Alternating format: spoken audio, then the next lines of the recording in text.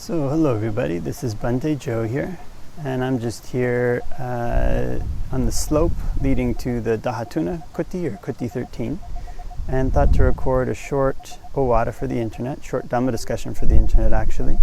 So I thought that could start with a little meditation, so I can lean forward a bit and arch the spine, and look about 3 feet in front, and close our eyes. And can focus in on the breath.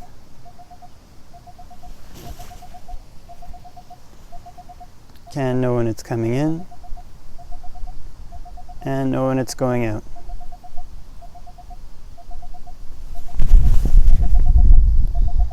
If we breathe in a long breath, can just know I'm breathing in a long breath. And if we breathe in a short breath, can just know I'm breathing in a short breath.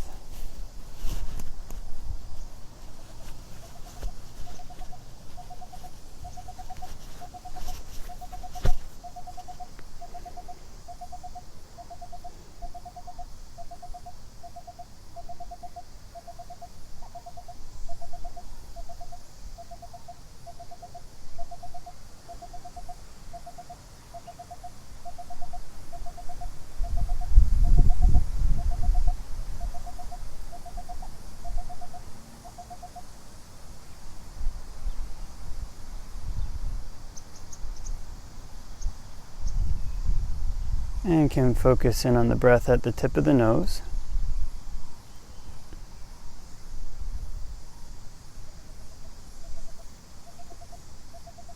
And if notice any patterns of tension or tightness around the nose, around the face, can just let those relax.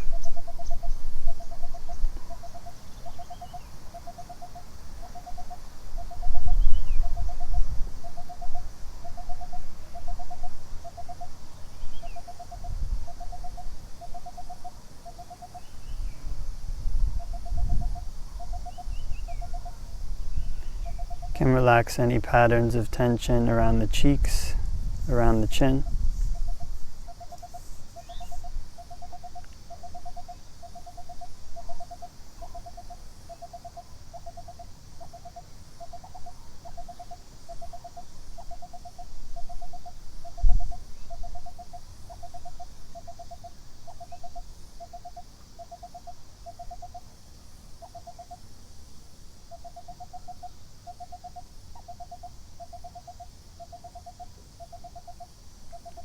And can practice breathing in and out from this area at the tip of the nose.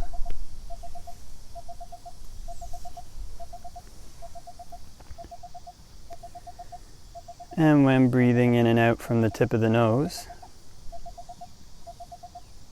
can be good to make mindfulness as continuous as possible. Being aware all the way through the in-breath. As the in-breath turns to the out-breath, all the way through the out-breath, and as the out-breath turns back to the in-breath again. Trying to keep mindfulness as continuous as possible.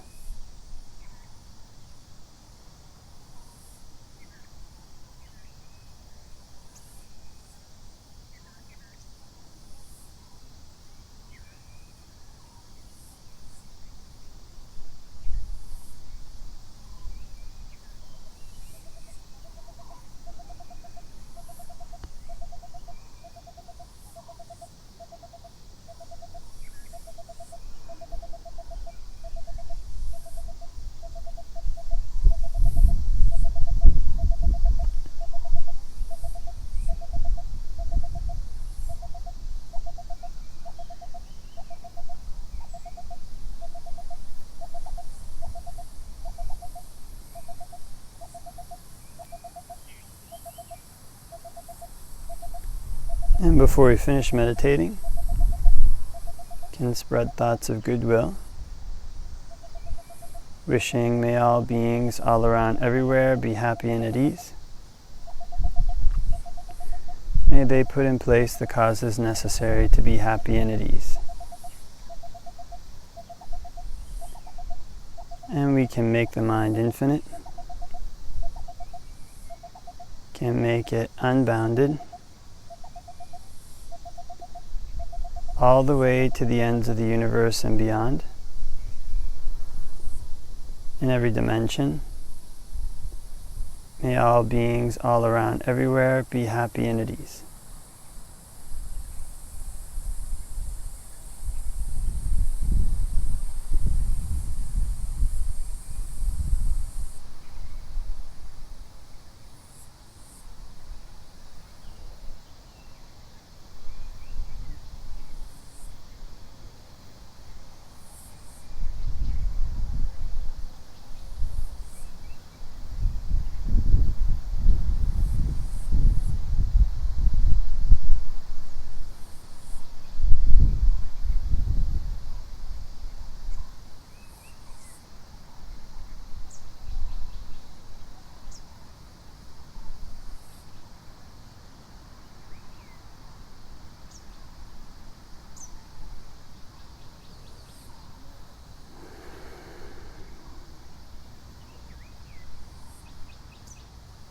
And can open our eyes and do a short awada for the internet. Namo tassa bhagavato arahato samma sambuddhassa. Namo tassa bhagavato arahato samma sambuddhassa. Namo tassa bhagavato arahato samma sambuddhassa. Buddhaṃ saraṇaṃ gacchāmi, Dhammaṃ saraṇaṃ gacchāmi, Saṅghaṃ saraṇaṃ gacchāmi.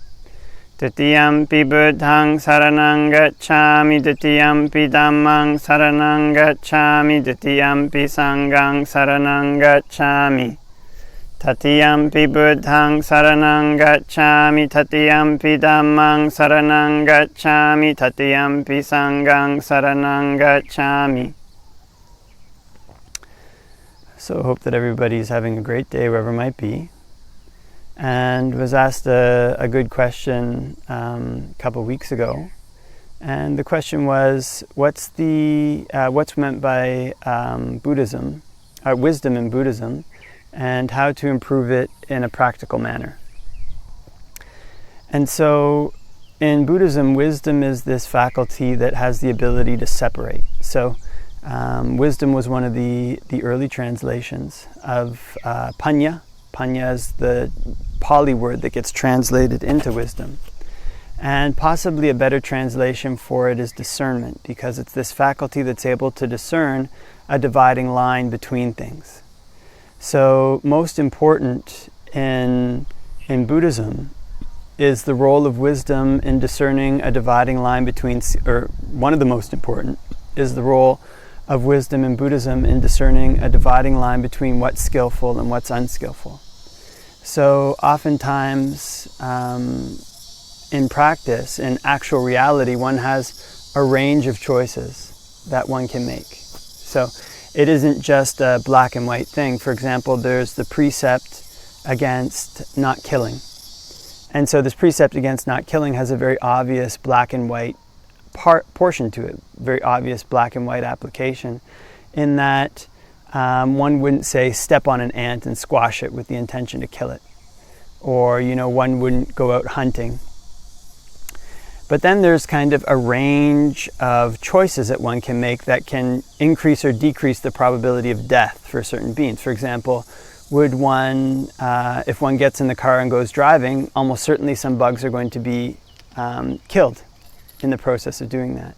If one goes walking, almost certainly, just walking around for a few hours, especially in the forest, it's highly likely that one will step on a bug unknowingly and kill it.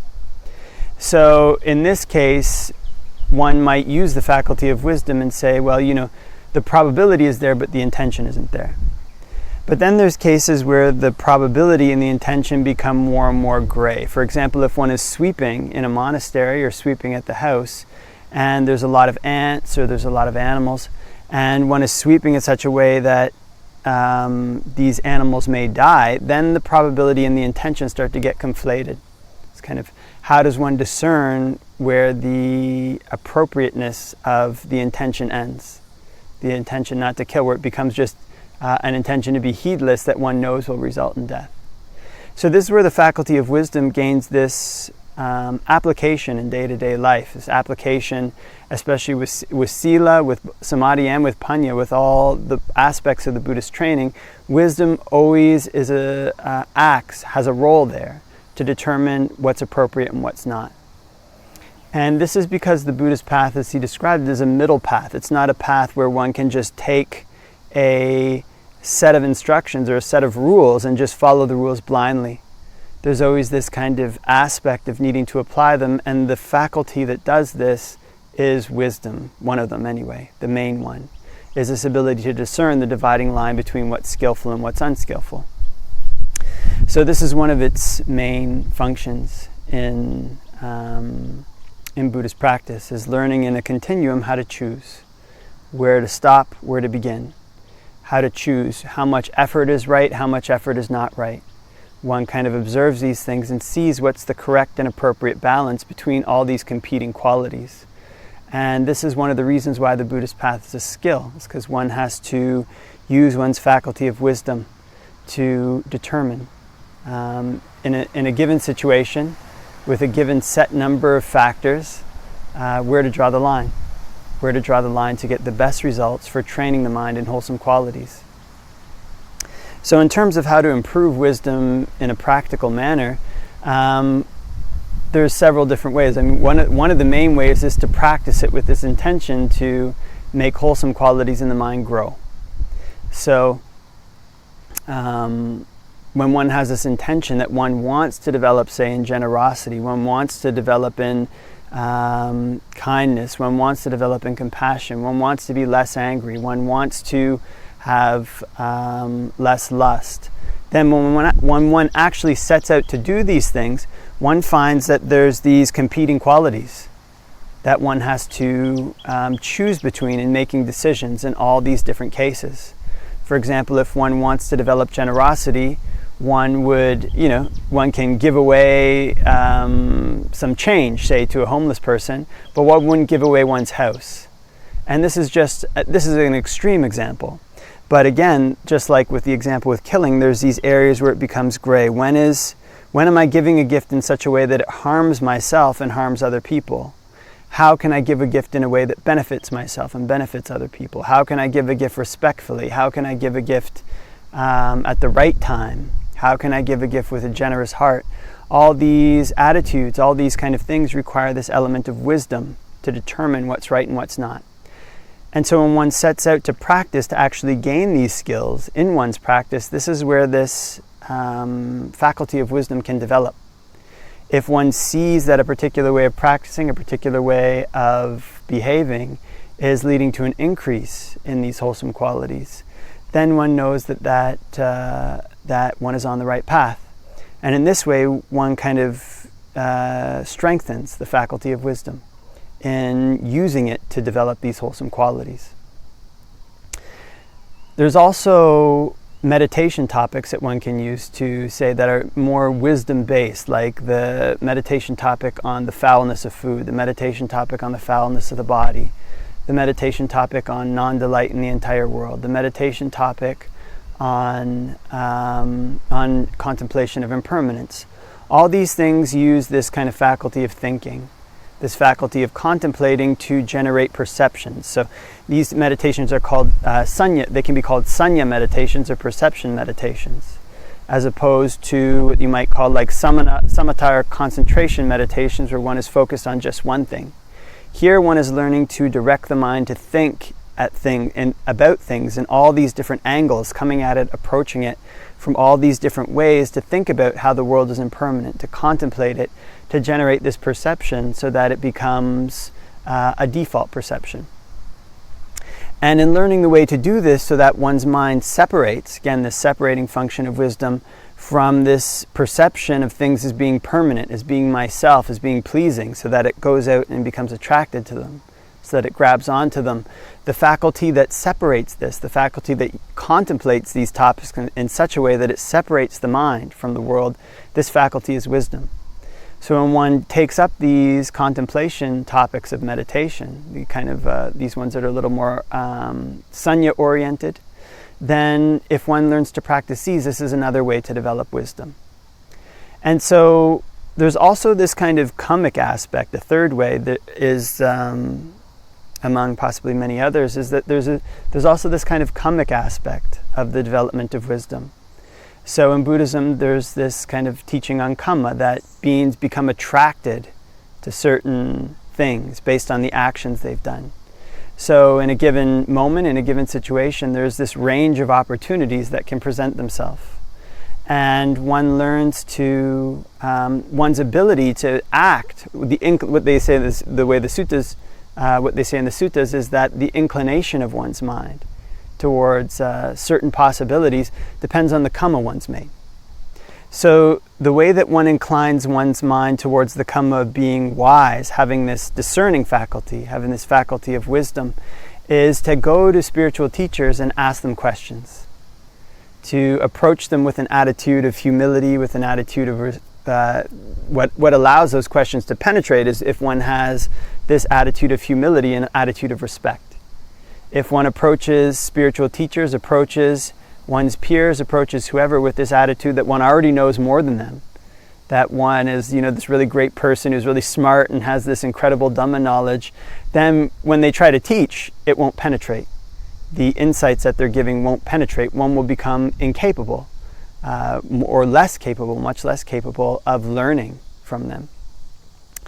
So one of the things, one of the practices that one can undertake to develop this wisdom is to basically humbly approach people who are spiritual teachers or who are senior to one on the spiritual path. Senior here meaning basically been doing it for longer. For monks it's very obvious because there's a seniority system with vassa, how long you've been a monk. Basically for a lay person, almost any monk or nun, spiritual person, they've kind of committed themselves to the holy life. One can approach them or approach one's friends even, fellow practitioners, and ask them questions about how they do this. How do you steady the mind? How do you develop in wisdom? Especially if one is having problems or difficulties in one's practice, then one can approach them and ask them about these problems and difficulties with an attitude of humility and respect. When one does things in this way, then the answers that they give have the option to penetrate, but it also has this quality of inclining the mind towards wisdom. This quality of asking questions is what inclines the mind towards the opportunities, I guess you might say, is possibly one way to look at it, of developing the mind in wisdom. It's what inclines the mind to delighting, is possibly one way you might say it, in wisdom, to delighting in its exercise, to delighting in the faculty, so that leads to its development.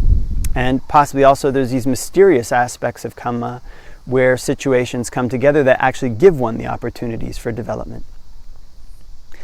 So this is another way that one can develop in wisdom, is basically by going to spiritual teachers, going to people and asking them questions.